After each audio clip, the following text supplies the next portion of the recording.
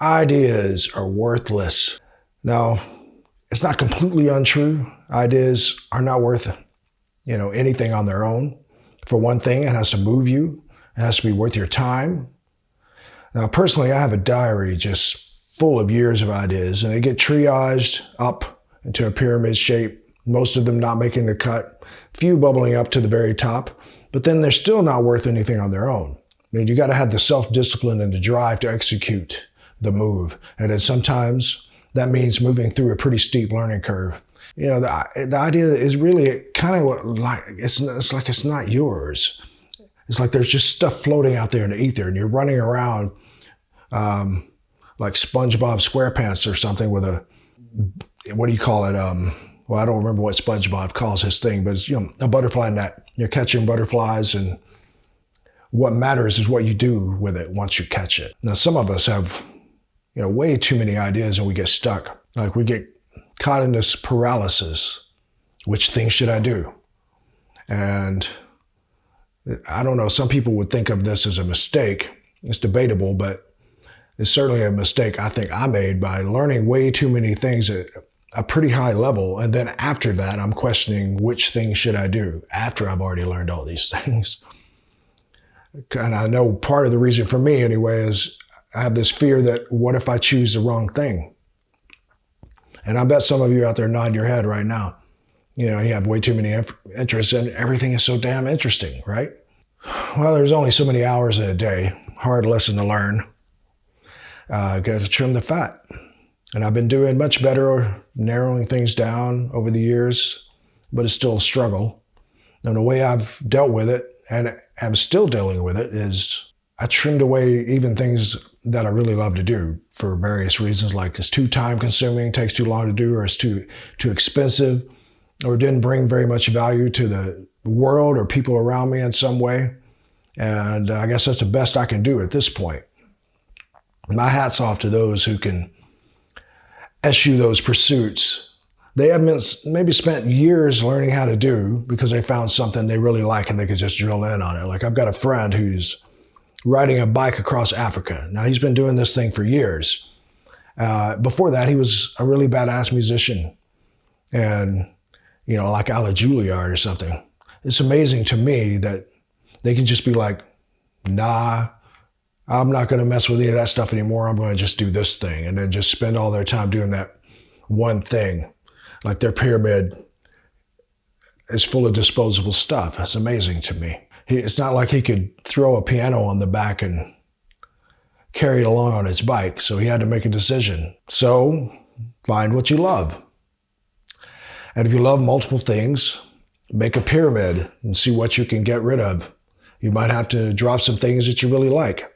And eventually, some really good stuff that you're going to love is going to be at the top of that pyramid. It's a hard decision to make. I know, because I'm having the same difficulty. I mean, having too many abilities can be seen by some as a curse. And others are like, you need to get down just to that one thing because that's the way. Find the one thing and be the best at that. And that's not bad advice. I mean, even my mother gave me that advice when I was about 14 years old. And I was already doing music and art. And we had a Super 8 camera. I was like, I want to make a movie in the garage. And she said, maybe you should pick a few less things. And I was like, maybe not. I mean, this niching down or limitation thing works for some people very, very well. I mean, you look at the Rolling Stones. I mean, many will agree they're good. We see them all as accomplished musicians. By this point, they've been playing for like 120 years or something. They created their sound early on through their limitations. I mean, Mick is not about to start singing an opera. He sounds like Jagger with his limited range and his recognizable phrasing. And it has worked extremely well for them, right? Another story, I saw Seal talking about songwriting not long ago, and he was talking about the song Crazy and how he wasn't, he didn't really know hardly any chords or anything, but he wanted to write a song. So he sat down and he did his 2 or 3 chords or whatever and came up with this song in about 20 minutes. And when he was done, he was like, man, I knew I had something. And he had it through those limitations. You don't have to be perfect to be good, I guess is part of the point. I could point to countless other examples of limitations creating the icons we recognize and love. It can be a good thing. If you're ever feeling like you're not really getting it or not very good at whatever it is you're doing, like you don't feel like you're making any headway, just go back to the original idea and ask yourself, is this a good idea? Okay. Can you execute it? Okay. Notice I didn't say, can you execute it well? It's just, can you execute it?